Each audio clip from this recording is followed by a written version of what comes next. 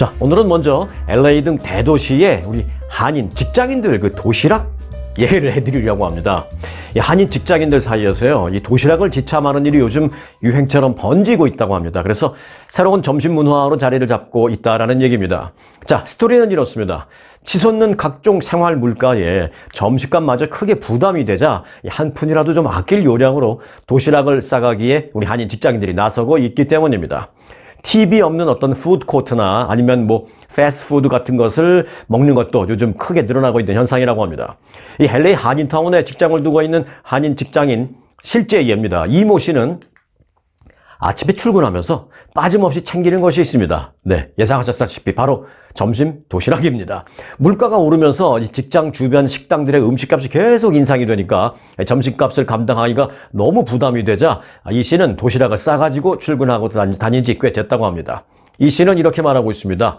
귀찮고 또 집사람의 좀 눈치도 보여서 점심값이 싼 곳을 찾아다니다가 결국은 그것도 한계에 부딪혀서 이제는 결국 도시락을 싸갖고 다니는 지 이제 3개월이 넘어가고 있습니다. 라고 말하고 있습니다. 이 씨는 또 점심값을 아끼려고 도시락을 싸오는 그 동료들, 자신이 외에도 다른 동료들도 요즘 눈에 띄게 늘고 있다.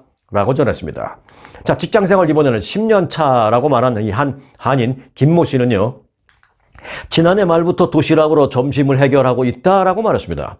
그런데 김 씨는 자신 이외에도 역시 같은 부서의 동료 3명도 도시락을 싸와서 자신과 점심을 함께 여럿이 앉아서 이렇게 먹고 있다라고 말했습니다. 어찌 보면 또 그렇게 두런두런 앉아서 먹는 것도 분위기 나쁘진 않죠. 그런데 이제 점심 때, 그러니까 하루 종일 직장에서 일하는데 나 아침부터 열심히 일하고 점심 같은 거는 좀 나가서 맛있는 거 좀 사 먹고 싶고 하는 마음 왜 없겠습니까? 하지만 이제 그것도 좀 접고 싸온 도시락을 먹는데 그나마 다행인 것은 동료들이 좀 있으면 같이 앉아서 두런두런 먹는 그 분위기, 요거 하나만 다행이라는 얘기입니다. 김 씨는 예전에는 거래처와 점심 약속이 많았지만 지금은 점심 먹자라는 그 거래처들이 크게 줄어들어서 자비로 점심을 해결하는 일이 많아졌기 때문에 결국은 견디다 못해 도시락을 싼다라고 말했습니다. 그리고 이제 식당 밥값 부담으로 인해서 샌드위치나 김밥으로 점심을 때우는 것도 어느 정도 지나니까 실증이 나서 결국은 집에서 만든 이 도시락을 싸가지고 와서 동료들과 함께 점심시간을 보내고 있다라고 말했습니다.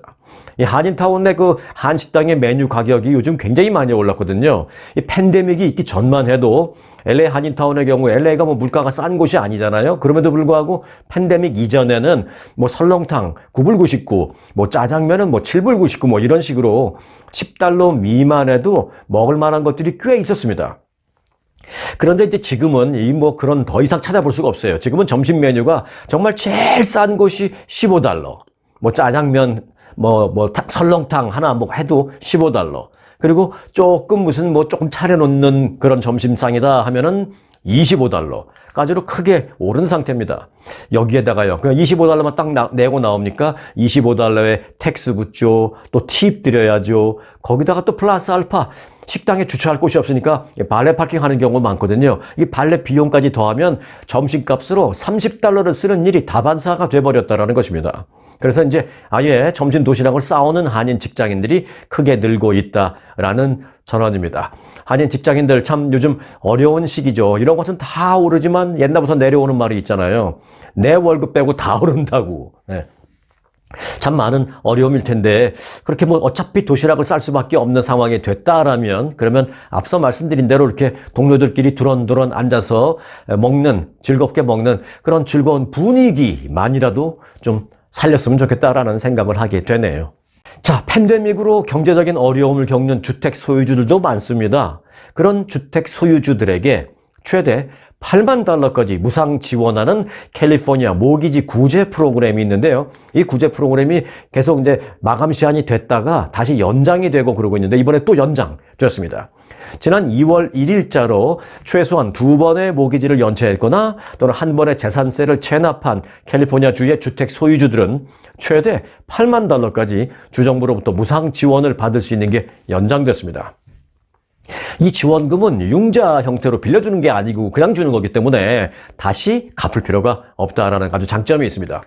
주정부는 연방구제계획 법안에 따라서 주택 소유주 지원 기금의 가운데 이제 예산이 $10억 지원받았는데 이 지원받은 예산은 이 프로그램을 운영을 하는데 계속 쓰는데 아직 예산이 남았다고 합니다. 그래서 이제 모든 자금이 뭐 다 소진될 때까지 연장을 하는데 최장 2026년까지 연장할 수 있는 법적인 보호는 받고 있다고 합니다. 물론 2026년이 되기 전에 또는 올해 안에 뭐 예산이 다 소진되면 뭐 끝나는 것이죠. 자, 그래서 주정부는 가능한 한 많은 주택 소유주들이 도움을 받을 수 있도록 지원 대상에 몰기지 외에도 다른 것도 집어넣었어요. 뭘 넣었냐? 재산세. 재산세를 내기가 어려워서 재산세를 계속 미루고 있는 분들, 그 재산세도 지원해주는 그 카테고리 안에 포함을 시켰습니다. 그렇게 신청 조건을 완화하면서 수혜 대상을 계속 확대하고 있다라고 합니다. 캘리포니아에 사시거나 아니면 캘리포니아에 살지는 않지만 캘리포니아 주 내에 무슨 집을 하나 갖고 계시는 분들, 그렇다면 뭐 페이먼을 조금 못 하셨다거나 또는 재산세를 한두 번 밀렸다거나 하면 이 프로그램을 꼭 활용해 보시기 바라겠습니다. 자, 이제 대한항공과 아시아나 합병이 이제 거의 구분능선을 넘었습니다.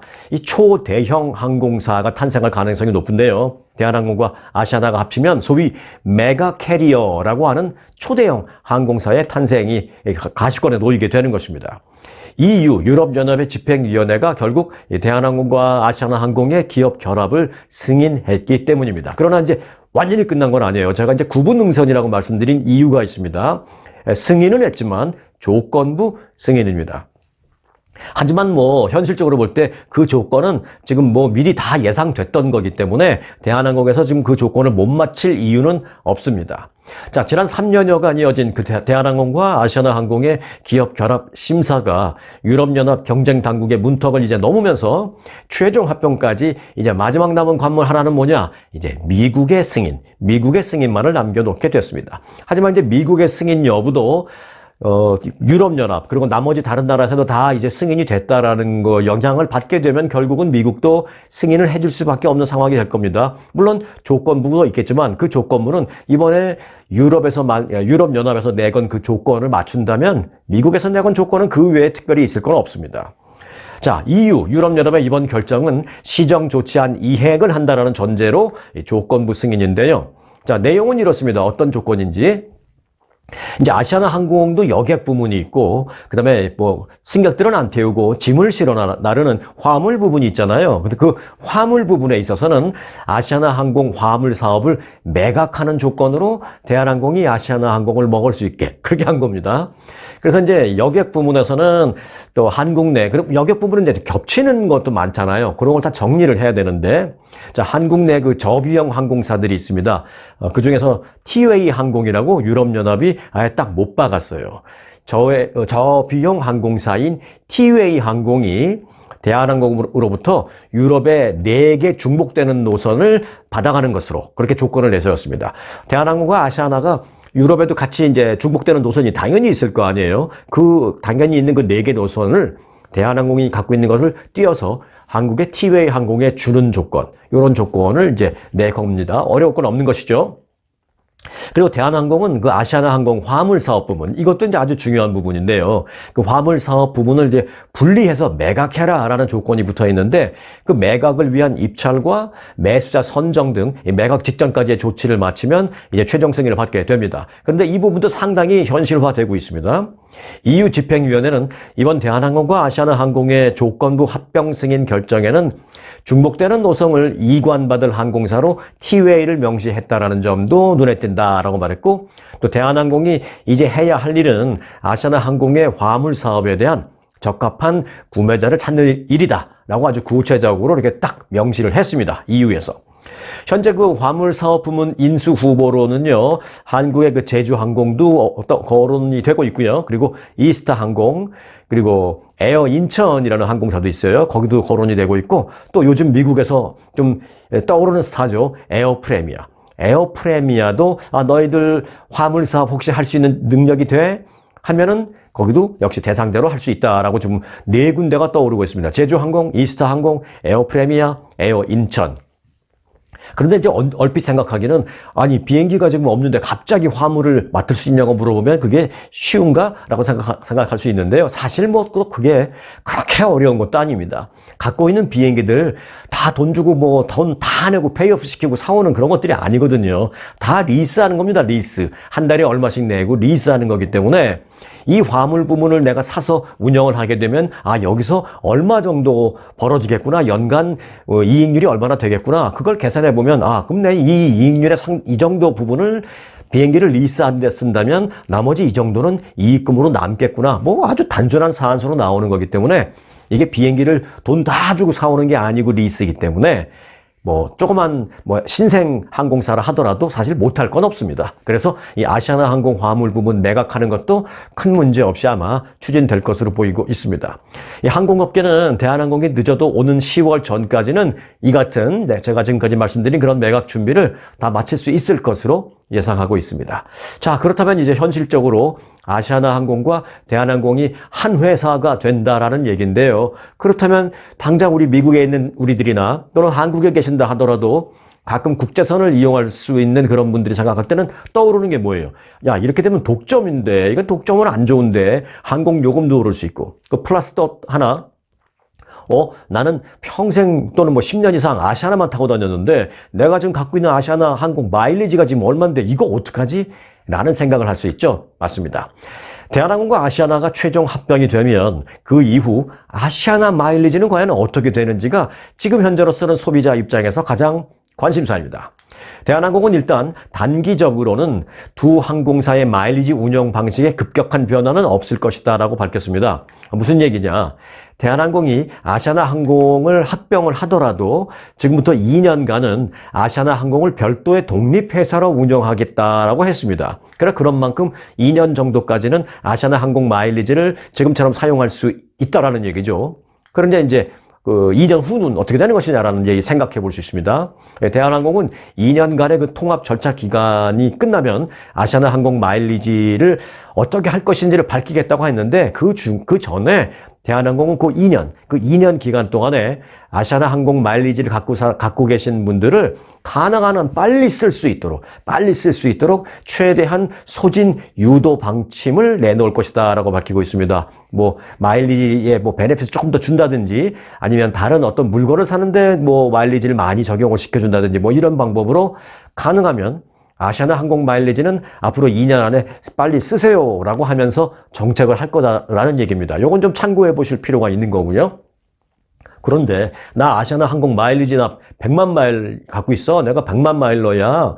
근데 그걸 어떻게 2년 만에 다 써? 라고 생각할 수 있는데 그렇게 해서 이제 2년 동안에 소진하지 못한 그 고객의 아시아나항공 마일리지는 추후 협의를 거쳐서 어떻게 대한항공 마일리지와 어떻게 전환시킬 수 있는지 그 전환 환율을 그때 가서 결정하겠다라고 말하고 있습니다. 이 얘기는 뭐냐? 지금 벌써 시사한 거예요. 힌트를 준 거예요.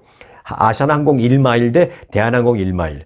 1대1로 전환시켜주지 않겠다라는 것을 벌써 힌트를 준 거죠. 아시아나항공 마일 1.5마일이 있으면 대한항공 1마일을 준다든지 이런 식으로 전환율을 그때 가서 얘기해 주겠다고 하는데 말씀드린 대로 1대1이 아닐 것이라는 것은 불보듯 뻔한 거고요. 그럼 1.5대 1이냐 아니면 2대 1이냐 3대 1이냐 이런 것 때문에 좀 걱정이 되시는데 그래서 이제 아시아나항공 마일리지를 갖고 계신 분들은 사실은 이제 앞으로 지금부터 한 2년 안에 어떠한 방식으로도 좀 미리 다 소진하는 게 더 낫겠다 싶습니다. 자, 일각에서는요, 두 항공사 합병 시에 대한항공의 소위 메가 항공사로서 그 높아진 위상과 함께 국제선에 대해서는 독점 현상이 일기 때문에 항공요금이 더 오르는 게 아니냐라는 우려가 제기되고 있습니다. 네, 맞습니다. 저도 그걸 걱정하고 있습니다. 그리고 제 개인적인 생각에서는 당연히 오를 거라고 생각합니다. 또 오를 수밖에 없는 이유가 독점이니까 당연히 올리겠지라는 단순한 생각 외에도 추가적으로 몇 개가 더 있어요. 예를 들어 지난해 대한항공은 사상 최대 매출액을 기록했습니다. 그래? 그럼 돈 많이 벌었겠는데? 그게 아닙니다. 매출은 사상 최대를 기록했지만 영업이익률은 오히려 1년 전보다 무려 45%가 감소한 실적을 보였습니다. 물론 이것도 저는 조금 여러 가지 그 테크닉을 발휘했을 거라고 생각합니다. 대한항공이 그 회계 재정 처리를 하면서 추후 임금을 인상시킬 수 있는 어떤 원인을 찾기 위해서 테크니컬리 이걸 조정했다고 생각합니다. 이건 뭐 불법 탈법 아니어도 얼마든지 그런 거는 테크니컬리 할 수 있는 것이니까 뭐 투자를 집중적으로 뭐 이번에 했다든지 내년에 할 투자를 올해 뭐 다 해버린다든지 해서 소비를 늘리고 익스펜스를 늘리고 이런 식으로 해서 영업이익률을 좀 떨어지게 만들 수는 얼마든지 있습니다. 이건 뭐 제 생각입니다. 그래서 그렇게 매출은 늘었지만 아니 어떻게 된 게 매출은 사상 최대인데 영업이익률은 그렇게 반토막이 날 수 있지? 조금 이해가 안 되는 부분이 저는 개인적으로 있어서 그래요. 물론 여러 가지 뭐 인건비도 오르고 뭐 유류비도 오르고 그런 부분 다 감안하고 드는 생각입니다. 그래서 이제 우리 영업이익률이 이렇게 안 좋습니다. 그러니까 운임을 올릴 수밖에 없습니다. 라고 정부한테 얘기를 하는 거죠. 사실은 국제선 같은 그런 것들은요, 그 항공 운임을 올릴 때 어느 정도 이상 갑자기 막 팍팍 50% 100% 올릴 수가 없어요. 정부의 허락을 받아야 됩니다. 그래서 허락을 받기 위해서는 내가 좀 없어 보여야 되잖아요. 그 없어 보이는 모양새를 대한항공이 지금 만드는 거죠. 그래서 항공 운임 인상의 허가를 좀 쉽게 받으려고. 여하튼 그런저런 여러 가지 분위기상 또는 이유로 항공 운임은 결국은 올라갈 수밖에 없다. 대한항공이 아시아나 인수하면 그런 우려, 저는 개인적으로 거의 그렇게 될 것이다 라고 생각하고 있습니다. 지금 아시아나 항공 마일리지 갖고 계신 분들 빨리빨리 2년 동안 마일리지로 왔다 갔다 하시기 바라겠습니다. 자, 항공사 얘기했으니까 여행 얘기를 하지 않을 수가 없죠. 전 세계 관광 1위 지역은 어디일까요? 이태리? 아니면 뭐 프랑스? 뭐 유럽만 다 가는 건 아닌데 뭐 쉽게 따지면 그런 게 떠오르잖아요. 그런데 아닙니다. 바로 튀르키예입니다. 이전에 뭐 우리가 터키라고 불렀던 것이죠. 튀르키예의 이스탄불이라는 도시가 지난해 전 세계에서 가장 많은 관광객이 찾은 도시로 꼽혔습니다. 시장조사 기업인 유로모니터 인터내셔널이요, 뭘 발표한 자료가 있는데 지난해 가장 많은 해외 관광객이 방문한 도시 순위라는 걸 발표했습니다. 이 순위에서 이스탄불이 1위를 했습니다. 튀르키예 이스탄불은 지난해 2,200만 명의 관광객을 맞이한 것으로 집계됐습니다. 이는 그 1년 전에 비해서 26%나 증가한 수치입니다. 어마어마한 수치입니다. 이걸 어떤 관광객을 유치하는 데 있어서 3%, 5%만 늘리는 것도 굉장히 어려운 일인데 이게 1년 만에 26%로 갑자기 오른다? 이유가 뭘까? 사실 이유가 좀 있습니다. 이스탄불 관광객 급증 그 이유로는요, 미국과 캐나다의 비자 요건 완화가 꼽혔습니다. 아시아와 유럽 문화가 교차하는 곳이 바로 옛날 터키라고 부르던 지금 튀르키예잖아요. 어찌 보면은 어떤 사람들은 튀르키예를 유럽이라고 보기도 하고 또 어떤 학문 측면에서 보면 사실상 아시아로 보기도 하고 옛날에 우리는 뭐 조선시대 때 뭐 돌궐족 막 이런 얘기도 했는데 그 돌궐족의 후예가 뭐 튀르키예, 터키다 뭐 이런 얘기도 하잖아요. 그렇게 따지면 뭐 사실 아시아 쪽이긴 한데 실제적으로는 아시아 문화와 유럽 문화가 교차하는 곳으로 잘 알려져 있죠. 그래서 이제 유적들이 상당히 풍부한 것도 이 이스탄불의 인기 요인으로 지목됐습니다. 거기 가면 아시아 문화, 유럽 문화를 다 경험해 볼 수 있는 그런 독특한 문화라는 것이죠. 그래서 이제 1위로 꼽혔고요. 그리고 이제 미국과 캐나다가 튀르키예, 터키 가는 데에 있어서의 여러 가지 그 비자 문제 같은 것을 터키 정부와 협상을 통해서 완화시켜줬습니다. 그래서 미국 사람, 캐나다 사람이 재작년에는 많이 못 갔는데 작년에는 상당히 많이 갔다라는 것입니다. 자, 그래서 이제 이스탄불이 1위를 했고요. 그리고 2위는 지난해 1,880만 명의 해외 관광객을 유치한 영국 런던이 그 뒤를 이었습니다. 그 다음에는 1,680만 명이 찾아간 아랍에미레이트의 두바이고요. 그리고 또 다른 튀르키예 도시 안탈리아가 4위를 차지했습니다. 자, 유로모니터 인터내셔널이 발표한 2023년 세계에서 가장 많이 방문한 도시 순서대로 다시 한번 정리를 해드리면요. 1위 튀르키예 이스탄불, 2위 영국의 런던, 3위 아랍에미레이트의 두바이, 4위 튀르키예의 안탈리아, 자 그리고 5위는 프랑스의 파리, 6위 홍콩, 7위 태국의 방콕, 8위 미국의 뉴욕, 9위 멕시코의 칸쿤, 10위는 사우디아라비아의 메카가 차지한 것으로 나타났습니다. 네, 이제는 좀 현실 세계로 돌아오겠습니다. 미국 동북부 지역에 지금 또 눈 때문에 많은 고통을 겪고 있습니다. 미국 동북부 해안 일대에 최근에 많은 눈이 내리면서 뉴욕과 보스턴 등 이제 동북부 주요 도시를 오가는 항공편의 결항이 계속되고 있습니다. 국립기상청 발표에 따르면 강한 겨울 폭풍이 동북부 해안 일대를 강타하면서 펜실베니아, 뉴저지, 그리고 뉴욕주와 뉴잉글랜드 지역 해안에 많은 눈을 이미 뿌렸습니다. 특히 인구 밀도가 높은 그 뉴욕 메트로폴리탄 지역에 시간당 한 3cm에서 많게는 5cm, 시간당 이만큼씩 1시간에, 하루 종일 그런 게 아니라 1시간에 이렇게 많이 눈이 내리면서 이 일대 공항으로 가는 항공기 약 2천여 편이 결항됐습니다. 유나이티드, 아메리칸, 사우스웨스트 등 이 주요 항공사들은 뉴욕의 그 JFK 공항 등 이 폭풍 영향권 일대를 오가는 항공편 표를 만일 예약한 고객이 계시다면 여행 일정을 좀 바꾸라고 지금 계속 권고하고 있습니다. 그럼 어떻게 바꾸라는 얘기냐? 여행 일정을 16일 이후에 떠나는 것으로 바꿔서 다시 재예약을 하라라고 안내하고 있습니다. 뉴욕 인근 미국의 동부 해안 지역을 여행할 분이 계시다면 13, 14, 15 이틀 정도는 좀 건너뛰고 16일 이후로 공항을 이용할 수 있게 그렇게 재예약하라고 좀 권고가 뜨고 있습니다. 이 폭설로 인해서 보스턴 등 일부 지역은 휴교령이 내려졌고요. 뉴욕시는 공립 초, 중고등학교 수업이 이제 원격 수업으로 전환됐습니다. 그리고 이제 지난 2021년 2월 이후에 큰 눈이 내리지 않았던 그 뉴욕시의 경우에는 약 2년 만에 가장 많은 눈이 내렸다고 합니다. 지금까지 내린 눈은 한 25cm 정도 되는 것으로 알려지고 있습니다. 네, 미국 정부가 현행 5일을 권고하는 코로나19 자가격리 기준을 조금 완화하는 방안을 추진하고 있습니다. 워싱턴 포스트에 따르면 CDC는 현재 5일인 코로나19 자가격리 기준을 증상에 따라서 좀 다르게 적용을 해서 예를 들어서 약을 먹지 않았는데도 일단은 뭐 검사를 해보니까 코로나 감염된 것으로 나오기는 했지만 특별히 약을 먹지 않아도 24시간 동안 뭐 열이 많이 없고 증상이 그냥 경미한 정도다라고 판단됐을 때는 별도의 격리를 하지 않아도 되는 그런 방안까지도 지금 검토 중에 있습니다. 대부분의 사람들이 코로나19를 알았었거나 또는 백신 접종 등으로 인해서 사실상 집단 면역에 도달했다라는 그런 현실을 고려한 데에 따른 것이죠. 현재 오레곤주와 캘리포니아주에서 이미 이와 유사한 기준을 적용 중에 있습니다. 실제로 오레곤주의 경우에는요, 지난해 5월 이미 이와 똑같은 그런 지침을 도입한 바 있고요. 그리고 이제 캘리포니아주는 지난달부터 5일 자가 격리 대신에 24시간 동안 열이 없을 때까지 그냥 집에 있으면서 24시간 동안 열이 없다라는 게 확인되면 나와도 되는 그런 정도로 권고안이 좀 완화됐다라는 것을 말씀드립니다.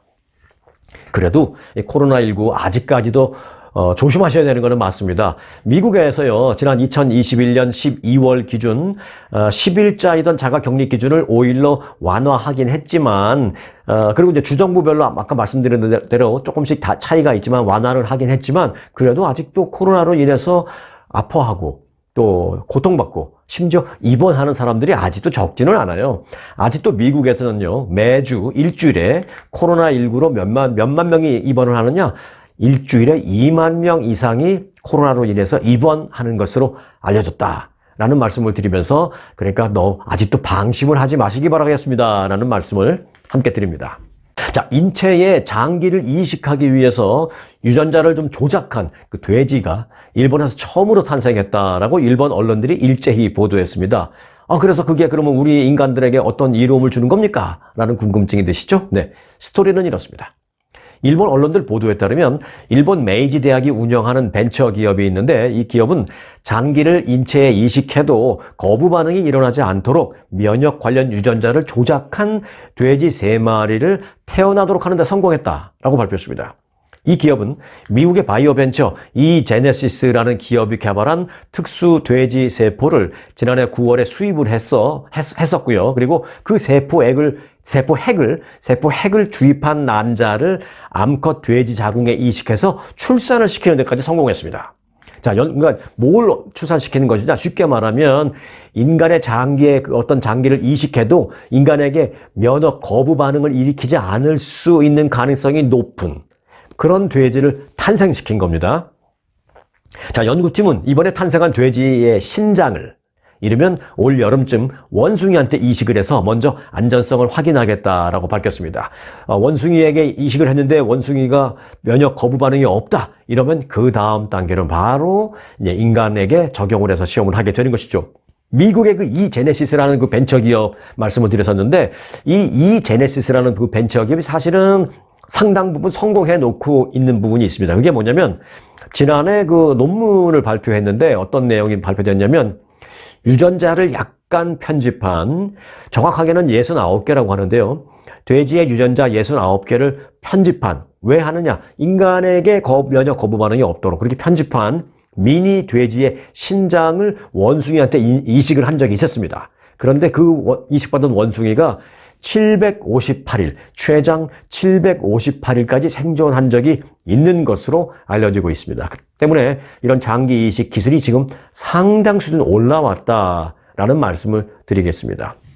장기 이식이나 이런 게 사실은 인간들의 가장 참 처절한 부분이잖아요. 뭐 기다리셔야 되고 사실 뭐 기다려도 사실 요원한 얘기이기도 하고 그런데 이제 이 기술이 성공만 한다면 정말 돼지한테는 미안한 얘기지만 그렇게 인간에게 거부 반응이 없는 그런 돼지의 장기를 이식받아서 인간이 편안하게 살 수 있는 그런 날이 올 수 있고 당연히 올 수 있죠. 그런데 이제 언제 오느냐가 문제인데 상당히 이 기술이 근접했다라는 말씀을 드리겠습니다.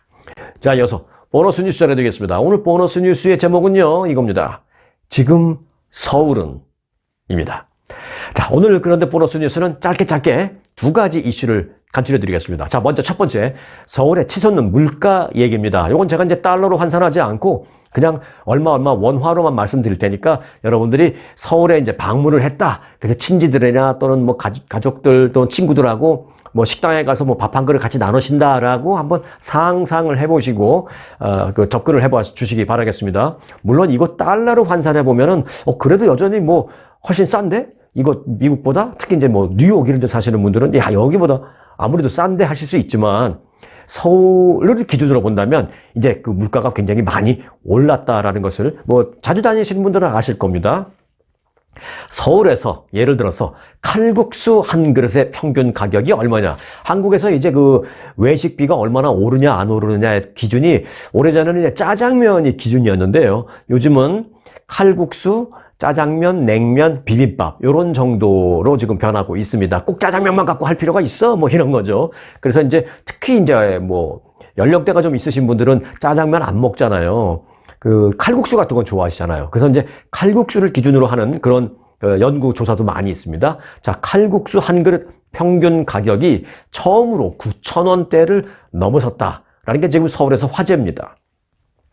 지난 1월, 그러니까 지난달이죠. 서울 기준 소비자들이 많이 찾는 8개 외식 대표 메뉴 가운데 자, 칼국수와 냉면 그리고 비빔밥 등 이 3개 품목의 가격이 1년 전보다 많이 올랐다는 것입니다. 서울에서 칼국수 가격은 2022년 3월, 그러니까 한 2년 전이죠. 그때 8,000원을 딱 처음으로 넘어섰는데 그 뒤에 꾸준히 올라서 이제는 9,000원을 넘어섰다는 것입니다.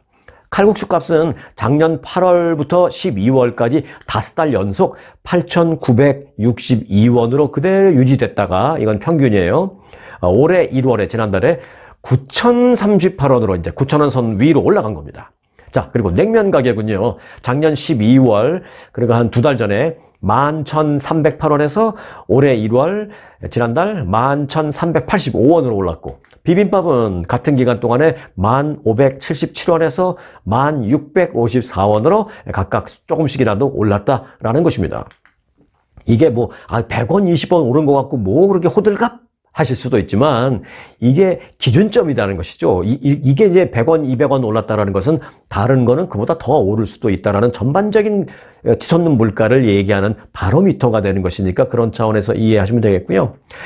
서울에서 그 외식 물가는 꾸준히 지금 오르고 있는 상황입니다. 비빔밥의 가격은요. 작년 1월에 처음 10,000원대에 올라섰다가 자, 짜장면은 작년 10월에 7,000원대 그리고 김치찌개 백반은 작년 12월에 8,000원대로 각각 올랐습니다.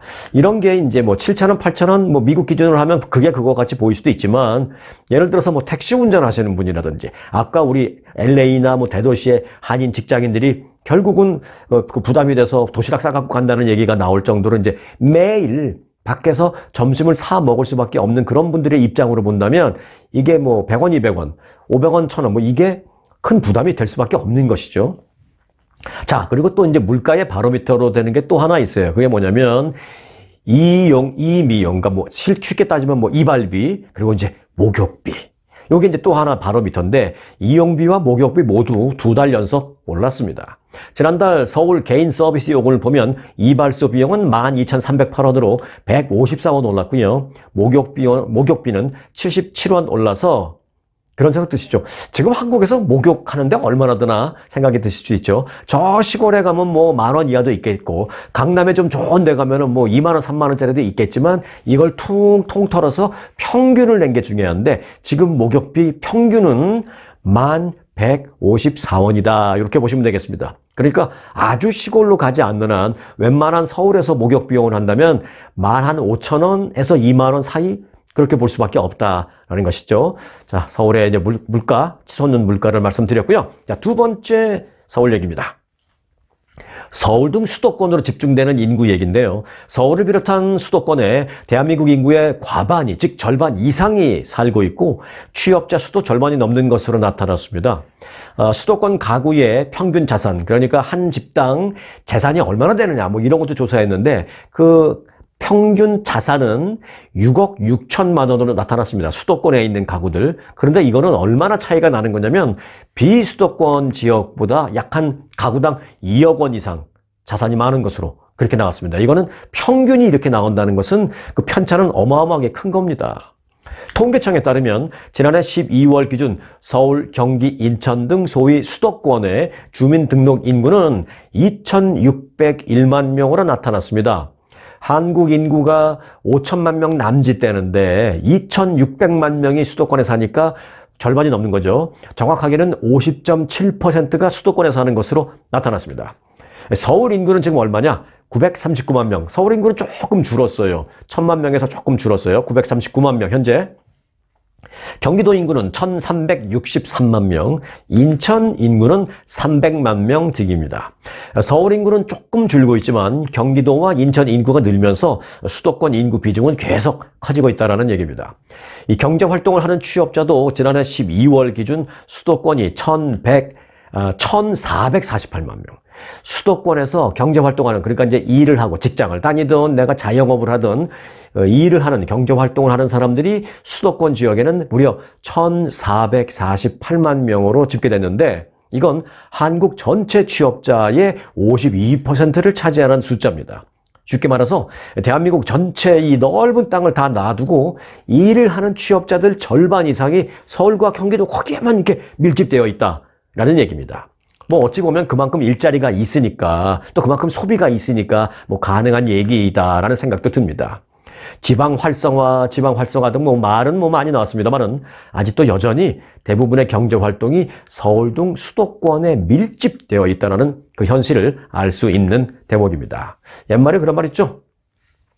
말을 낳으면 제주도로 보내고 자식을 낳으면 서울로 보내라 라는 그런 옛말이 그래서 나온 모양이다 라는 생각을 하게 됩니다. 자, 오늘 영상은 여기까지입니다. 언제나 스토리가 있는 뉴스, 송혜코의 스토리 뉴스 마칩니다.